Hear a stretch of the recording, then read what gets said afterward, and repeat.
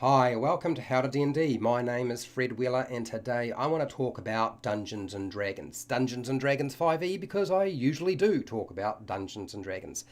And we could be talking about the Artificer party, but we're not. The topic for today is the best Artificer Cantrips in Dungeons & Dragons 5e. What are they? I thought I would find a video on this topic on YouTube, and I was shocked to discover there isn't one. So I'm making one. So everything is taken from the updated Artificer and Tasha's Cauldron of Everything. Now you can find all that information on page 9, 10, 11 and 12 if you are interested about exactly where you will find it. I did a bit of research on it. I took information from there and from other locations. So what are the best Artificer cantrips to take in Dungeons & Dragons 5e? The first thing is we need to actually break down some of the restrictions we have with the Artificer and what we can take. And I thought I would go through that just quickly so you've got an idea of where I'm coming from, because our selection will be restricted. Okay, the first thing is Artificers start with 2 cantrips and eventually get a total of 4 cantrips. So it's not a lot. In terms of the other classes, you are probably at the tail end, the most restrictive in terms of the number of cantrips you can access. Therefore, your selection needs to be very careful, otherwise you're really not going to be able to do very much, particularly at low level. At higher level it doesn't really matter too much because you've got other spell slots, but at low level it's a bit more difficult. I would recommend selecting 1 damage dealing cantrip and the better utility cantrips that are available to the Artificer. There is a line of thought that probably, I don't think I would disagree with it. It is possible to go without taking any damage dealing cantrips for an Artificer. And if you have a look at some of their features, which I'm not going to explain, you could do it, but it would be a special build as far as I'm concerned. Anyway, Artificers get very few cantrips, as I said, but they get a wide selection of great cantrips. Not just good cantrips, but great cantrips to choose from. And as a result, we can take our pick quite nicely and get some of the best cantrips available in the game as far as I'm concerned, which is excellent news, makes life much easier for you and for me. Here are the cantrips I would recommend for the Artificer in this order. Now there is some room for movement, but I'm going to list them in the order that I would normally take them if I was playing this particular class, rather than somebody else, okay, based on whatever they're doing. The first one is Guidance, because it's like one of the best spells out there, best cantrips you can get, and you will use it frequently, as I've said on many occasions. It will improve the success on a wide range of actions and tasks, more than any other spell is probably going to do. And it's really simple to use. Now, for anybody who says, it's not a great spell because I forget to use it all the time, that's not really the fault of the description of Guidance and that particular cantrip. That is just people forgetting to use it. And if you're forgetting to use it, then stick a 4-sided dice in front of you so you are reminded. That's a special colour, reminded to use it when you can. And there will be many occasions when you can. So you get to add 1d4 or a 4-sided dice to any ability check or skill check. That is a huge number of rolls, including initiative, up to 1 minute. Now the thing is, trying to get initiative, guidance on initiative is pretty hard. And to be fair, I imagine there will be a few Dungeon Masters who will shut that down, but there is the possibility of doing something like that. So that's selection number 1. Number 2 is definitely for me going to be Firebolt, because frankly fire solves most problems. I am also incredibly biased with regard to setting things on fire and using fire. It is one of the most common things that monsters are resistant to, but there's also, I would say, a very strong line of thought to suggest that you do not need to even take Firebolt and you could select something else completely different. But for me, I would take it simply because I can cause trouble, which of course is not necessarily something a Dungeon Master wants or the other players want, but it also solves a lot of problems. Fire always seems to do that. So what does the thing do? It has a long range for a cantrip of 120 feet. It ignites objects, and it burns monsters for 1d10 fire damage, or a 10-sided dice worth of fire damage, and it scales, which is great. Given again, cantrips are not normally the best way to do damage, and there are usually better ways to do that than using a cantrip. But if you are casting spells and you don't have a weapon, and this seems like a better option, then go with it. Okay, selection number 3. Mage Hand, because it's really simple to use, and you will use it frequently for many different things. And it's such an easy spell or cantrip to use. The level of skill required by the player is minimal, and even if you're not really sure how to use it and where to use it and in what way, you don't have to worry about that anymore, because I made a video on clever uses of Mage Hand, so I give you pretty much spill the beans and give you everything you might need to know about it, so don't have to worry about that. You'll do fine. You can perform basic manipulation of an object weighing up to 10 pounds, no more than that. It's got to be 10 pounds or less. Or you might be able to manipulate the environment, as long as it's within the weight restriction, at a range of 30 feet, which pretty much eliminates that 10-foot pole that we used to use in Dungeons and Dragons. Not to saying that there aren't times when you should have a 10-foot pole, but Mage Hand has become like the new 30-foot pole, frankly, and it's a good spell, so not having it would suck. Selection number 4, Prestidigitation. Absolutely impossible to pronounce correctly without botching it usually, but I would select this because it is the universal magic tool in Dungeons and Dragons 5e, and pretty much for any version of Dungeons and Dragons, because of all the different things you can do with it. And I'm going to go through them very, very briefly, because I've gone over these things on many occasions already. And that is, you can manipulate effects like color, flavor. You can chill something, you can warm something, you can clean something up. You can soil an object, or you can soil the goblin's pants if you really feel like it. You can light and extinguish a small flame. It can't be too big. You're not going to be mucking around and setting things on fire like the castle. No, it's going to be smaller than that.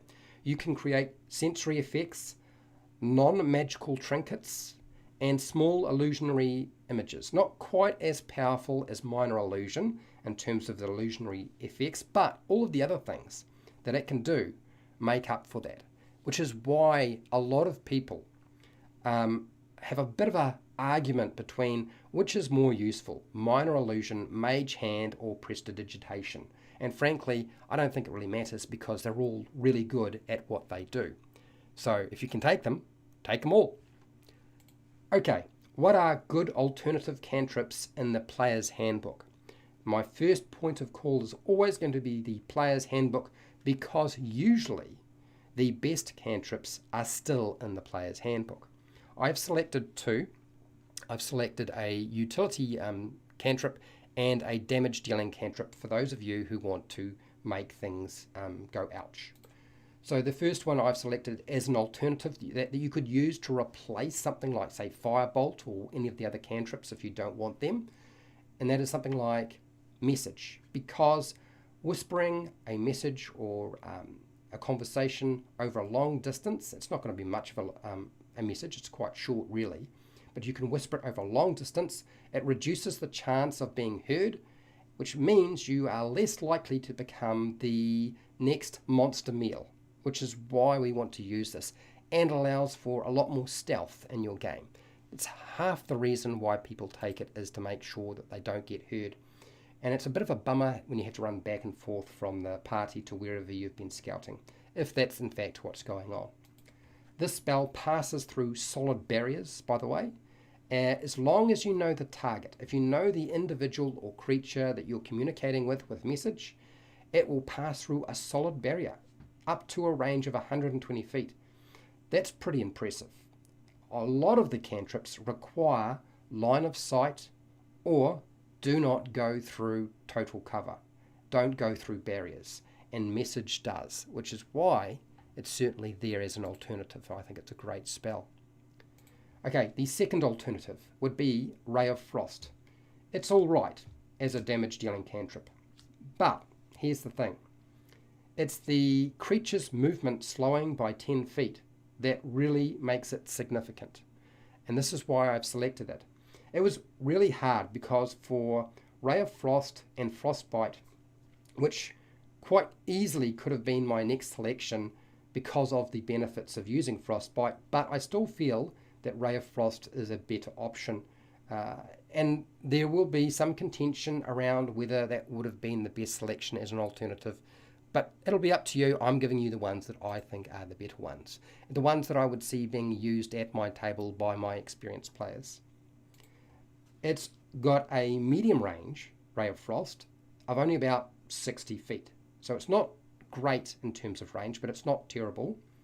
It can freeze a monster doing 1d8 cold damage. Now, it doesn't mean it freezes it solid, but it does 1d8 or an 8-sided dice worth of cold damage, and it does scale up. Again, scaling up is useful, but not necessarily going to be where you want to be, because artificers can make magic weapons with infusions, and so that changes the whole ball game. Hence why I'm saying something like damage dealing cantrips may not necessarily be something you want to bother with, because you don't really need them if you've got a weapon that you've made that's magical. There are no cantrips in Xanathar's Guide to Everything that I think are worth your while, that are worth your time, personally. I had a good hard look, and I compared them with the ones that I had selected, and I just did not think that there was anything in Xanathar's that would be worthwhile picking up. I also looked at the ones in Tasha's Cauldron of Everything that are also available. Again, I don't think they're worth considering as an artificer, unless you have a very specialized character build. If you have a very specialized character build, then maybe some of those other cantrips in those source books would be useful to you. Or if you are, highly skilled in one of the cantrips that I've left off this list. Sometimes they're just people who are really good at using a particular type of cantrip because they've just got really clever ideas. In this case, I didn't think they were really worth it myself. Okay, some cantrips I would suggest you stay well away from, frankly because of the nature of an artificer. Now, cantrips like Magic Stone and Mending aren't very useful to an artificer because of their low-level class features. Now, I can't believe I'm saying this, okay? I'm not necessarily somebody who picks up Magic Stone as a cantrip. I feel like there are better ways of doing damage than using Magic Stone. But usually I have a strong affinity and belief in picking up something like Mending. But with the nature of an artificer and the class features available to them, I just don't see any point. So unless you have a dungeon master who's quite restrictive in how your artificer's features can be used, which frankly I'm not sure how that would work because they're so broad, you can do so much with it, I wouldn't bother with Mending and Magic Stone. Oh God, can't believe I just said that. I can't believe I did say that. I did it. I said that. Okay. Artificers miss out on Minor Illusion, and for those of you who don't know, it's one of my favorite cantrips. I've recently done a video on Minor Illusion and how to use that. So did Trent Monk. It's a bit of a bummer, but we can live with it. You still get access to some of the best cantrips in the game. And frankly, if something like Guidance was available to more classes, it would probably start sitting up at the top of the very top of my list in terms of the best cantrips. But because it's quite restrictive in terms of what classes can pick up Guidance, it's never got there for me. And I've always gone more for Minor Illusion because Minor Illusion is available to a lot of different classes and you also can do a lot with it. But still a bummer, you can't use it as far as I'm concerned. Now, if you found this video helpful and informative, fantastic, that's great news. As it happens, I have a best cantrips for all the different classes in Dungeons & Dragons 5e, and you're welcome to go and check those out if you want to. If you're not into that particular topic right now, I have videos for Dungeon Masters and players, hundreds of them, covering Dungeons & Dragons and Dungeons & Dragons 5e, and you're welcome to go and check those out. If you want to support the channel so I keep doing video content like this, you can do that through Patreon, the Amazon affiliate links down in the description, or the merchandise shelf underneath my videos, or just watch my videos, that's fine too.